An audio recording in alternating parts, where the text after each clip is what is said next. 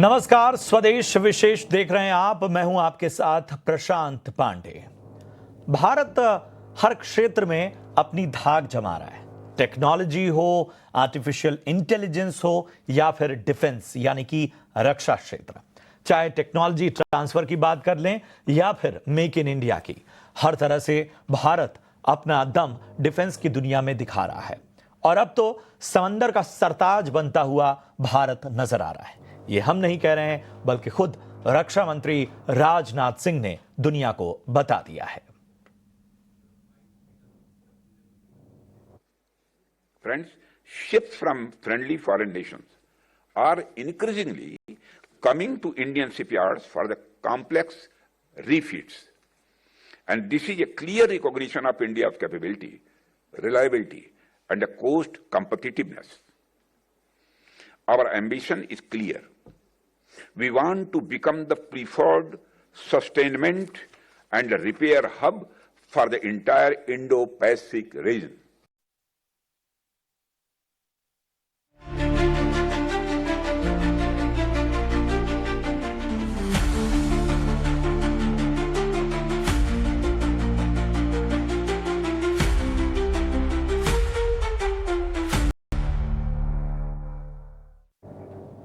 जी हां, रक्षा मंत्री राजनाथ सिंह ने दुनिया के देशों को बड़ा संदेश दिया है। उन्होंने अंतरराष्ट्रीय साझेदारों को भारत आने और अगली पीढ़ी की समुद्री क्षमताओं का विकास करने का खुला निमंत्रण दिया है। राजनाथ सिंह ने कहा है कि आइए हम मिलकर नई समुद्री तकनीकें बनाएं, उन्हें सुरक्षित रखें, उनमें नए प्रयोग करें और भविष्य की क्षमताओं को साथ मिलकर विकसित करें। उन्होंने यह भी साफ किया कि भारत और उसके साझेदार मिलकर मजबूत सप्लाई चेन, टिकाऊ टेक्नोलॉजी और वैश्विक समुद्री जो कॉपरेशन है उसका नया मॉडल तैयार कर सकते हैं। रक्षा मंत्री ने नई दिल्ली में आयोजित समुद्री उत्कृष्ट सेमिनार को संबोधित करते हुए यह बात कही। आखिर इसके क्या मायने हैं और क्या वाकई भारत शिप बिल्डिंग और ये जो पूरा क्षेत्र है उसमें आत्मनिर्भरता की एक बड़ी छलांग लगाने को तैयार है। बड़ी बड़ी कंपनियों के जो ऑर्डर बुक्स हैं वो एक अलग तरह की कहानी बयां कर रहे हैं। हालांकि इस शो में हम कोशिश करेंगे कि हम थोड़ा सा क्रिटिकल होकर भी देखें कि हमारी चुनौतियां क्या हैं, हम संभावनाओं का द्वार हमारे लिए किस तरह से है, कहां सुधार की आवश्यकता है और कहां पर हम जितना बेहतर कर रहे हैं उसमें और एग्रेशन ला सकते हैं। तो इन सारे पहलुओं को आज की चर्चा में हम शामिल करेंगे और आज हमारे साथ चर्चा में बेहद खास मेहमान शामिल हो रहे हैं। हमारे साथ सीनियर जर्नलिस्ट आर श्रीनिवासन साहब इस चर्चा में शामिल हो रहे हैं। Srinivasan sir, thank you so much अपना कीमती समय देने के लिए। हमारे साथ डॉक्टर मोनिका वर्मा ज्वाइन हो रही हैं, जियो पॉलिटिकल एक्सपर्ट। हमारे साथ captain Shyam Kumar, retired defence और स्ट्रेटेजिक अफेयर्स एक्सपर्ट भी चर्चा में शामिल हो रहे हैं। और हमारे साथ हरीश कलकत्ता वाला, फाउंडर और CEO फ्रेजिक्स भी चर्चा में शामिल हो रहे हैं। तो जो तमाम चीज़ें हमने आपके सामने रखी उसके मद्देनज़र कम से कम ये तो नजर आ रहा है कि भारत एक बड़ी छलांग लगाना चाहता है और एक तरह का आत्मविश्वास जो है शिप बिल्डिंग में साफ तौर पर नजर आ रहा है। सबसे पहले आर श्रीनिवासन सर, मैं आपके पास आऊंगा इस चर्चा की शुरुआत के साथ ही।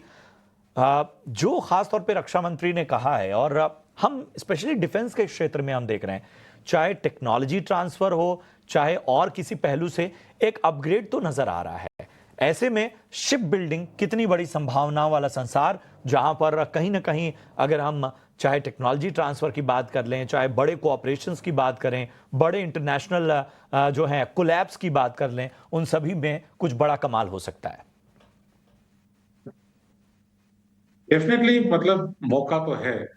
ये डिफेंस शिप बिल्डिंग जहां तक हम देखें वो एक बहुत छोटी सी इंडस्ट्री है, क्योंकि बहुत कम देशों के पास ऐसी कैपेबिलिटीज हैं, टेक्नोलॉजी है और टैलेंट है कि वे defence vessels, modern defence vessels advance technology के साथ बना पाए। उनमें से भारत डेफिनेटली शामिल है। लीडिंग कंट्रीज आप देखें तो मतलब चाइना है, यूरोप में एक दो देश हैं, यूनाइटेड स्टेट्स है, रशिया है। मेजर सुपर पावर्स के अलावा जहां तक आप देखें डेवलपिंग कंट्रीज में शायद भारत अकेला ऐसा देश है जो इन देशों के साथ टेक्नोलॉजी और कैपेबिलिटी में टक्कर ले सकता है। तो अपॉर्चुनिटी इज डेफिनेटली देयर।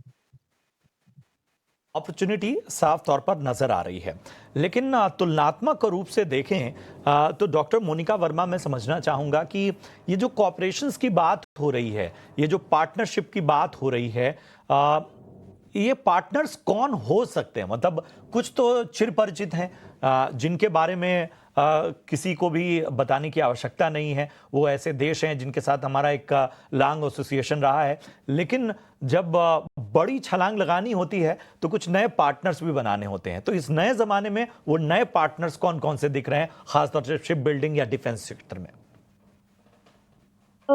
देखिए, अगर हम पूरे ही परिवेश में देखें जिस तरह से शिप बिल्डिंग को लेकर के भारत अब सीरियस हो रहा है, तो इसे हमें देखना होगा। हमारा मेक इन इंडिया भी जो है वो दो उसके रूप हैं। एक है मेक इन इंडिया डिफेंस और एक है मेक इन इंडिया जनरल, मतलब सिविलियन मैन्युफैक्चरिंग जो होती है। तो जाहिर सी बात है, मेक इन इंडिया डिफेंस में बहुत सारे ऐसे देश हैं जो हमारे अच्छे अभी तक उन्होंने हमारे साथ बहुत अच्छे से पार्टनरशिप करी है, और उसमें मुझे लगता है खासतौर पर कमर्शियल में जापान जो है वो वैसे ही बहुत ज्यादा आगे हैं। और इस तरह की जो पार्टनरशिप इंडिया और जापान इंडो पैसिफिक की जो उनकी हेलो हेलो जी मैं ऑडिबल हूँ? जी जी, आ रही है आपकी आवाज। हेलो जी, आपकी आवाज आ रही हेलो है मोनिका। हेलो। लगता है कुछ तकनीकी खामी है। और मैं जाहिर सी बात है इसी सवाल के साथ कैप्टन श्याम कुमार के पास जाना चाहूँगा। कैप्टन श्याम, हमें अपने तजुर्बे से बताइए कि कितना बड़ा सफ़र हमने तय कर लिया है और क्या वाकई एक बड़ी छलांग लगाने के लिए हम तैयार हैं? जय हिंद, शनो वरुणा। सबसे पहले तो मैं ये बताना चाहूंगा देश को कि आज की भारतीय नौसेना और उसके साथ जो मैरिटाइम जो कैपेसिटी है भारत की, जो कि हमारे शिपयार्ड्स और पोर्ट जो हमारे पोर्ट्स एंड हार्बर्स हैं उनमें बसती है, तो एक नए मुकाम पर है आज वो। आप हमारी ब्लू वाटर कैपेबिलिटीज देख रहे हैं नेवी की ऑपरेशनल लेवल पे। और जहां तक सपोर्ट सिस्टम की बात है तो नेवल डिजाइन ब्यूरो जो है उसने अपना 100वां शिप डिजाइन कर लिया इस साल, और उसकी एक बड़ी कॉन्फ्रेंस हमने दिल्ली में देखी। तो भारत की जो मैरिटाइम पावर है, भारत एक मैरिटाइम देश है, और जितनी हमारी 15,000 अगर ऊपर की सीमा रेखा है तो 7,500 से ज्यादा किलोमीटर की हमारी जो कोस्टल एरियाज हैं, 320 किलोमीटर का हमारा जो 360 किलोमीटर का हमारा जो एक्सक्लूसिव इकोनॉमिक जोन, और उसके बाद ऑफशोर एसेट्स और हमारे ऑयल रिग्स, और इसके साथ हमारी इंपोर्ट और एक्सपोर्ट, हमारा oil and flow of cargo जो होता है विदेशों से, और अब हम जो एक्सपोर्टर बनने जा रहे हैं खासकर डिफेंस सेक्टर में। तो बात वहां निकल के आती है कि आज का जो भारत है, जहां पर खासकर डिफेंस की मेक इन इंडिया की कार्यक्रम चल रहे हैं, स्वावलंबन भारत की तरफ जो पकड़ है, उसमें शिपयार्ड का एक बड़ा योगदान है। चाहे वो मैजगॉन डॉक लिमिटेड हो मुंबई का, गार्डन रीच जो हो कोलकाता का, कोचिन शिपयार्ड, अगर कोचिन का HSL Hindustan limited, Goa shipyard limited private, और चाहे अडानी हो या हमारे जो LNT के लोग काम कर रहे हैं साथ साथ, कलकत्ता के नीचे हार्बर जो हम बना रहे हैं, चेन्नई के नीचे हम केरला में जो बना रहे हैं हार्बर पोर्ट बना रहे हैं। दूसरी बात ये कहूं कि हम ज्योग्राफिकली लोकेटेड है इंडियन ओशन में, जहां से 40% कार्गो गुजरता है। शिप्स यहां से गुजरते हैं, 8 डिग्री 9 डिग्री 10 डिग्री चैनल्स यहां से है। Malacca state, Sundara state, gulf of Hormuz और हमारा बाब अलमंडेब मडगास्कर का एरिया यहाँ से गुजरता है, और यहाँ चोक पॉइंट्स हैं। स्ट्रेटेजिकली लोकेटेड है हम, तो हम सही डेस्टिनेशन पर है जहां से शिप्स गुजरते हैं, उनको रिपेयर्स की जरूरत होती है। तो पहली बात डिजाइन, तो हमने बताया हम डिजाइन के लिए कैपेबल हैं। दूसरी बात, हम मैन्युफैक्चरिंग के लिए कैपेबल है। हमने INS विक्रांत बना लिया, कोचिन शिपयार्ड लिमिटेड में हमने सबमरीन बना ली, स्कॉर्पियन क्लास की सबमरीन बना ली। हमने कई मर्चेंट शिप्स दिए हैं दूसरे देशों को। और इसके साथ साथ अगर हम पुरानी बात करें, जैसा आपने पूछा, तो हमने मॉरिशस को, सेशल्स को, हमने श्रीलंका को, हमने वियतनाम को, हमने म्यांमार को शिप्स दिए हैं जो भारतीय डिजाइन है, और वहां वो ऑपरेट कर रहे हैं। तो ऑलरेडी हमारी बड़ी पुरानी हिस्ट्री है दूसरे शिप्स यार्ड के साथ मिलकर काम करने की, खासकर उन्हें बताने की कि हम क्या कर सकते हैं उनके लिए। मैं खुद मॉरिशस से वहां का शिप लेके आया था भारत में रिपेयर करने के लिए 2003 में, जब मैं INS शारदा के कमांड में था। तो वहां से हम विजिलेंट को, जो उनका शिप है विजिलेंट, उसको लेकर हम आए थे शाफ्ट रिपेयर के लिए मुंबई हार्बर में। तो बहुत सारी चीजें हम पहले से कर चुके हैं। और जब हम कोलैबोरेशन की बात करते हैं दूसरे शिप्स के साथ, तो हमें जो हमारी नेबरिंग कंट्रीज है जिनको हम शिप गिफ्ट कर रहे हैं, अब उनके साथ हम फंडिंग करके उनके ऑर्डर्स लेके, और ऑलरेडी हमारे कई शिपयार्ड में फॉरेन जो शिप्स है उनके ऑर्डर आ चुके हैं। अफ्रीकन कंट्रीज हैं, हमारी नेबरिंग कंट्रीज है। आपने ईस्ट की बात की, पैसिफिक तक की बात की, तो फिलीपींस, वियतनाम, सिंगापुर, यहाँ तक जापान, और ये सारे जो कंट्रीज हैं ये हमारी तरफ देख रहे हैं कि हम उनको शिप सपोर्ट यूनिट्स दें, प्रोवाइड करें, डिजाइन करें, बिल्ड करें, कोऑपरेट करें और उनके कोऑपरेट करें, और साथ साथ रिपेयर यार्ड की भी सहायता दे सके, क्योंकि यहां से हमको गुजरना है। फ्लोटिंग डॉक्स हो या रिपेयर यार्ड्स हो, इमरजेंसी डॉकिंग हो, इन सब चीजों की उपलब्धि हमारी यहाँ पर वेस्ट कोस्ट में भी और ईस्ट कोस्ट में भी है, जो स्ट्रेटेजिकली लोकेटेड है। तो उस हिसाब से मैं मानता हूं कि आज एक अच्छे मुकाम पर हम हैं। और दूसरी बात, हमारे डिफेंस मिनिस्टर ने कहा कि हम विश्वसनीयता के साथ, हमारी MSME और एक इकोसिस्टम बन चुका है। हम दूसरों से खरीदेंगे नहीं सामान, इंडिजिनस डेवलपमेंट, इंडिजिनस प्रोडक्शन, और जो पार्ट्स सप्लाई करना, सस्टेन करना, जो बाद में जरूरत पड़ेगी उनको एक विश्वसनीयता के साथ मिलेगा, कॉस्ट इफेक्टिव होगा, वाकई और एक अच्छे पार्टनर के रूप चीजें में कहीं हमें ना वो कहीं हमारे देखेंगे। आत्मविश्वास, हमारे आत्मनिर्भरता और हमारी स्पीड, इन सभी को कहीं ना कहीं बयां कर रही हैं। स्पीड के साथ जो एक्यूरेसी साफ तौर पर नजर आ रही है, और जिस तरह से हम टेक्नोलॉजी ट्रांसफर बाकी चीज़ों को भी बहुत ही खुले मन से स्वीकार कर रहे हैं, उसने एक बड़ा फर्क तो पैदा किया है। अगर मैं कुछ आंकड़े आपके सामने रखूं तो आप देखिए कि भारत में जो समुद्र की दुनिया है उसमें भारत की धाक जो है उसको आप समझिए। आप सोचिए, अमेरिका और यूरोप जैसे बड़े बड़े देशों के बिल्कुल करीब धीरे धीरे भारत पहुंचता जा रहा है। अब एक आंकड़ा है ड्राई कार्गो जहाज का, जी हाँ, सरकार की ओर से आंकड़ा यह जारी किया गया है, और इसके मुताबिक ड्राई कार्गो जहाज बनाने में दुनिया में अब तीसरे नंबर पर भारत पहुंच चुका है। खासतौर पर यूरोप के छोटे समुद्री रास्तों के लिए ये ड्राई कार्गो जहाज बनाए जाते हैं। इस लिस्ट में पहले नंबर पर चीन है, फिर नीदरलैंड, और अब तीसरे नंबर पर भारत है। पोर्ट शिपिंग और खास तौर पे वाटरवेज जो पूरी एक मैनेजमेंट है, उसमें एक अलग तरह का दखल भारत का बढ़ता जा रहा है। भारत ने जो है वो पूरी तरह से इसमें एक डोमिनेंस जरूर फैला है, और एक बहुत बड़ा फर्क जो है वो पब्लिक प्राइवेट पार्टनरशिप या जो निजी क्षेत्र की कंपनियां हैं उनका भी सामने आया है। हमारे साथ इस चर्चा में अगर इस वक्त जुड़ पाए, और शायद उनसे बेहतर हरीश कलकत्ता वाला साहब, क्या आप मेरी आवाज सुन पा रहे हैं? मैं आपकी आवाज सुन जी पा जी, रहा हूं। Harish ji, thank you so much. Harish ji founder और CEO हैं ट्रेजिक्स से। हरीश जी, अगर मैं खास तौर पे निजी क्षेत्र की भागीदारी की बात करूं, मतलब चूंकि स्टार्टअप्स हों, डिफेंस के बड़े बड़े स्टार्टअप्स, बाकी सब चीज़ें, इसके अलावा जिस तरह से नए नए आइडियाज़ आए, सरकार ने भी उनको प्रोत्साहन दिया, कितना इंपॉर्टेंट है इसमें बड़ी छलांग लगाने में ये निजी क्षेत्र की भागीदारी?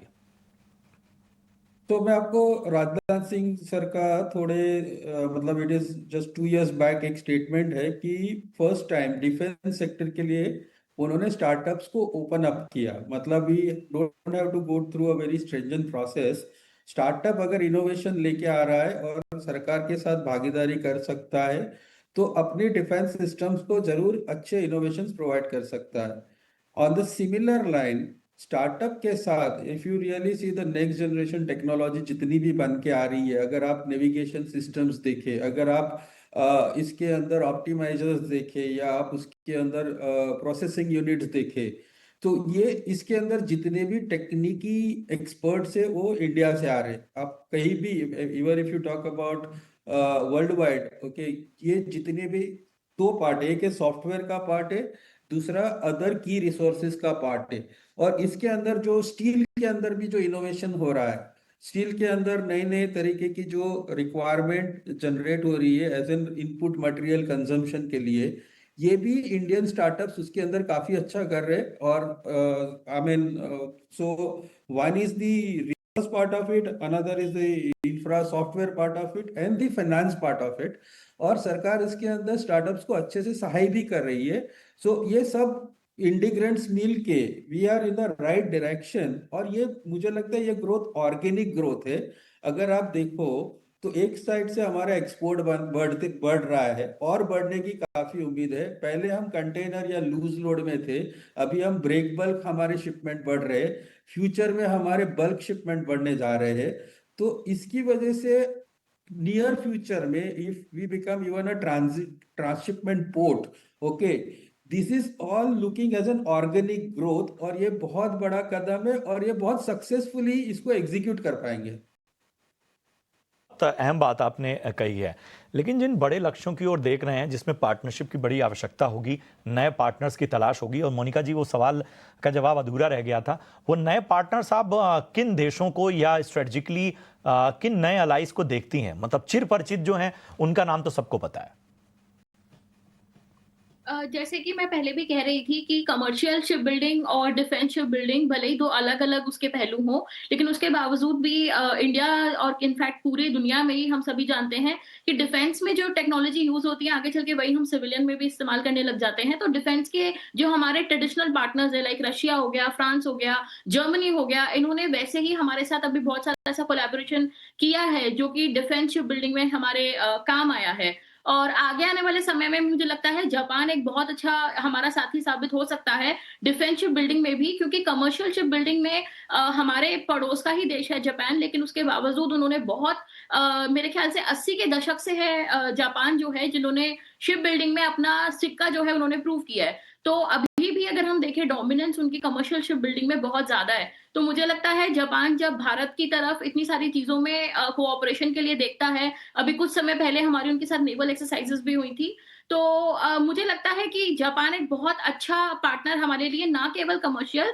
बल्कि डिफेंस शिप बिल्डिंग में भी जो है वो प्रूव हो सकता है। जापान के अलावा और भी बहुत सारे ऐसे देश हैं, नॉर्वे जो है उनका कुछ अभी मैंने पढ़ा एंटार्क्टिक से रिलेटेड कुछ उनका पोलर रीजन में उनका कुछ इस तरह का चल रहा है, जहाँ ऐसी टेक्नोलॉजी उनके पास है। मुझे लगता है भारत के साथ इस तरह का कोऑपरेशन फ्यूचर में हम स्पेसिफिक जो टेक्नोलॉजी है वो अलग-अलग देशों के साथ उनके साथ एमओयू करके या किसी भी माध्यम से हम उनसे वो टेक्नोलॉजी जो है सीख सकते हैं, या हम उनके साथ मेक इन इंडिया एक कोलैबोरेशन में एक प्रोजेक्ट उनके साथ जो है शुरू कर सकते हैं। बिल्कुल बिल्कुल, और शायद यही बदलती हुई दुनिया का सबसे बड़ा फर्क है कि आपको मतलब बहुत सारे विकल्प जो सामने मतलब जिसका जो अच्छा है उससे वो सीखिए, या उससे उस तरह की टेक्नोलॉजी ट्रांसफर बाकी चीज़ों में अपने आप को बेहतर बनाइए।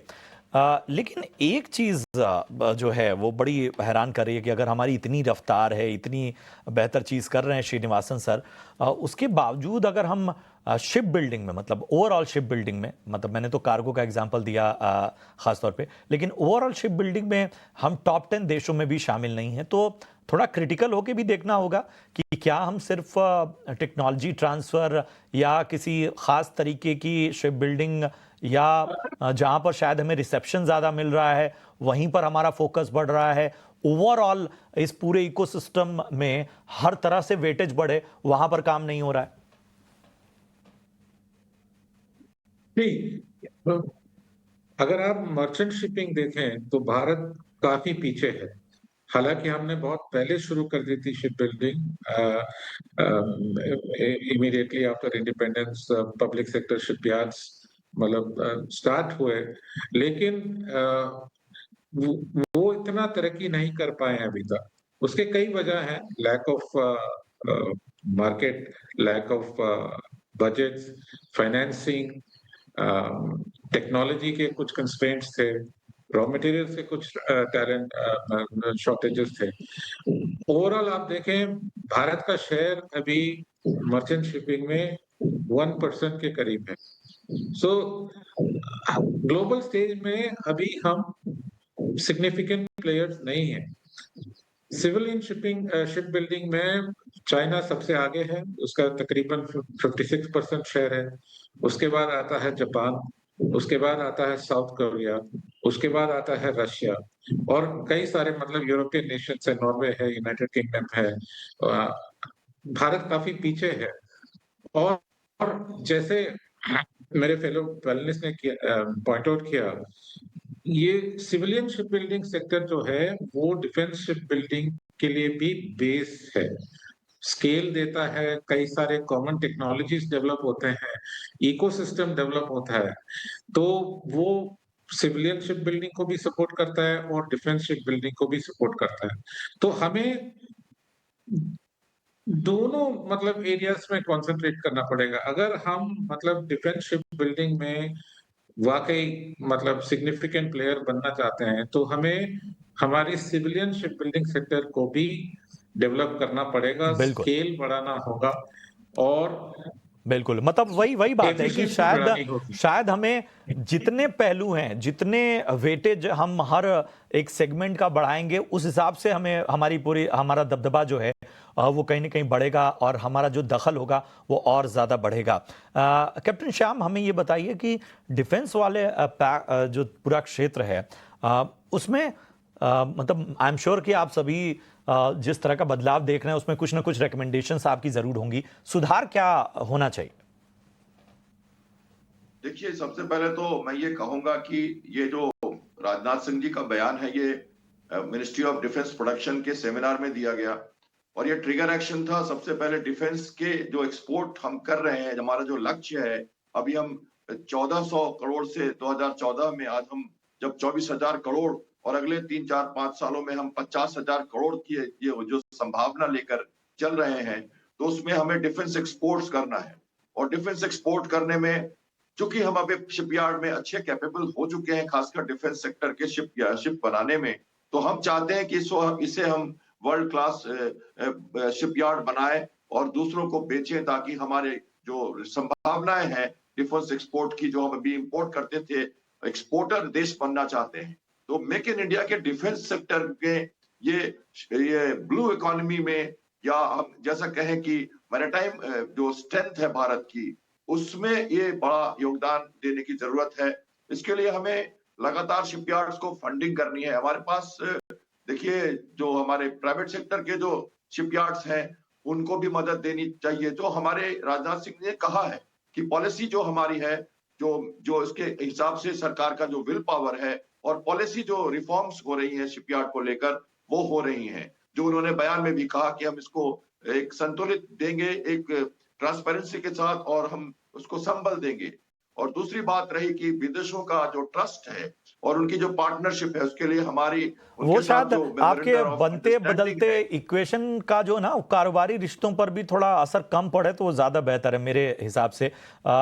एक आखिरी सवाल के साथ मैं ख़ासतौर पे हरीश जी आपके पास आना चाहूँगा और समझना चाहूँगा कि हमारे देश में आइडिया में तो इन्वेस्टमेंट किया जाता है, हमारे देश में एक्साइटमेंट भी उस आइडिया पे नजर आए, लेकिन लॉन्ग टर्म जो होता है ना, कई बार हम देखते हैं कि कई बार कोई विजनरी चीज़ बहुत बाद में समझ में आती है और R&D को लेकर बड़ा उदासीन रवैया रहता है, मतलब वहां पर पैसा डालना मतलब ऐसा समझा जाता है। क्या अभी भी इस तरह की सिचुएशन है? आप लोग ये सब चैलेंजेस फेस कर रहे हैं या चैलेंजेस अभी फंडिंग या बाकी चीज़ों की ओर ज़्यादा शिफ्ट हो गए? सर, इसमें दो पार्ट है। सबसे पहला पार्ट है कि जो गवर्नमेंट का इन्वेस्टमेंट इन R&D, अगर आप बजट के हिसाब से भी देखें, तो उसका जो परसेंटेज था वो लास्ट 5 बजट में कंसिस्टेंटली इंप्रूव हुआ है और अभी वो परसेंटेज ऑलमोस्ट 5 साल के कंपैरिजन में डबल हो चुका है। That is one aspect from an R&D perspective. दूसरा एस्पेक्ट है कि इकोसिस्टम जो बिल्ड करना है, उसके लिए जो छोटे छोटे इनोवेशन होते हैं, तो इनोवेशन में दो पार्ट है। एक कोर इनोवेशन होता है, जैसे if you consider South Korea, Japan, China. South Korea is the leader by the way. So उनके जो इनोवेशन है वो बहुत स्पेसिफिक एरियाज में होते हैं। और अगर हम इंडिया की बात करें, तो इंडिया के इनोवेशंस में आप देखोगे तो आज की तारीख में हमारी बहुत सारी बड़ी कंपनीज है, वो बोइंग से लेके कोई भी बड़ा जो भी मोड ऑफ ट्रांसपोर्ट है, उसके कंपोनेंट मैन्युफैक्चरिंग में तो ऑलरेडी आ चुका है और वो इनोवेशन से ही आया हुआ है। हम कुछ कुछ एरियाज में अच्छा इनोवेशन कर लेते हैं बिकॉज हमारे पास सबसे बड़ी स्ट्रेंथ है विच इज द स्किल। सो हमारे पास इंजीनियरिंग स्किल सेट बहुत ही अच्छी है। अनफॉर्चुनेटली अभी तक ये टैलेंट हम एक्सपोर्ट करते आ रहे थे दूसरे कंट्रीज को। जी जी जी। तो रिसर्च में इन्वेस्टमेंट हो रही है, हालांकि उसमें बहुत स्कोप है। We are not up to the standard, जो जितना होना चाहिए उतना नहीं हो रहा है, जी बट जी। स्टिल वाकई वो ये और ये चिंता आज की नहीं है। मुझे लगता है कि शायद ये अब सवाल अगर थोड़ा पॉजिटिव हो जाएगा आने वाले वक्त में तो एक बहुत बड़ा बदलाव आएगा। मतलब शायद सबसे बड़ी ज़रूरत यही फ़र्क आता है बाकी देशों में और हमारे देशों में कि हम R&D को लेकर शुरू से मतलब इसको पता नहीं क्यों इस तरह का उदासीन रवैया है और काफ़ी लंबे वक्त से है। अच्छी चर्चा रही, मेरे पास इतना ही समय था वरना मैं इस चर्चा को और आगे बढ़ा सकता था। Thank you so much Harish ji. इसके साथ ही मोनिका आपका भी बहुत बहुत धन्यवाद। कैप्टन श्याम आपका भी बहुत बहुत शुक्रिया हमारे साथ चर्चा में जुड़ने के लिए, आप सभी का इस चर्चा में शामिल होने के लिए और अपना कीमती समय देने का बहुत बहुत शुक्रिया। Thank you so much. उम्मीद करते हैं कि आज की चर्चा आपको पसंद आई हो। श्रीनिवासन सर आपका भी बहुत बहुत धन्यवाद। हमें दीजिए इजाजत, आप देखते रहिए ET नाउ स्वदेश। नमस्कार।